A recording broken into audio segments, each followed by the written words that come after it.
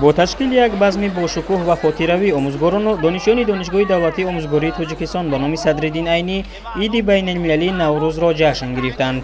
در سال مؤسسه از جانب همه فاکولت‌های دانشگاه خانه ایدانه نوروزی آراسته شده، نمایش‌های زیبایی، هنرهای مردمی، خوراک‌های ملی و دیگر نمایش‌های تماشاباب تشکیل کرده شد. وابسته به آنکه نوروز جشن بین المللی است، نمایندگان دولت‌های گوناگون نیز به این بزمگاه آمدند.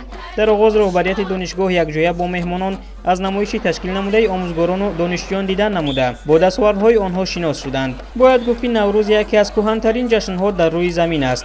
قدیمترین منبعی که در آن از جشن نوروز ذکر می شود کتاب مقدس زردشتی‌ها اوستا می باشد. ماهیت و اهمیت امروزه جشن نوروز با آن حکمت قدیمی که دارد آهنگ متحدسازی ملت هاست.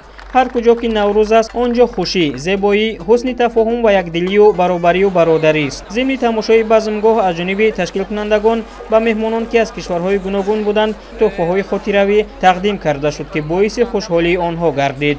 باید گفت که نوروز جشن برابر شوی شب و روز و آغاز سال جدیدی کشاورزی در خلق‌های ایرانی تبار و برخی از قوم‌های ترک تبار قزاقستان، آسیای میانه، آسیای خرد و ایران میباشد.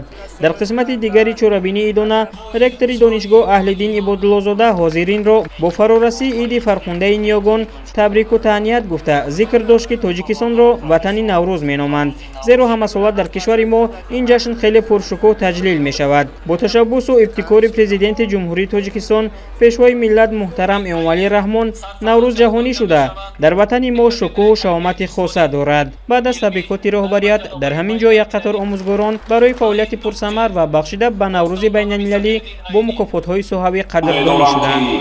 ملت ما دارای تاریخی کهن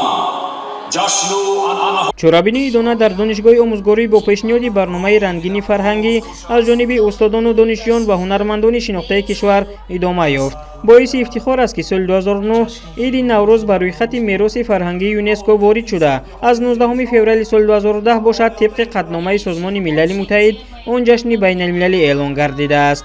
این نوگانی فرهنگی در جامعه جهانی اساساً با ابتکار کشورهای حوزه فارسی زبان تاجیکستان، ایران، افغانستان و آذربایجان به وقوع پیوسته است.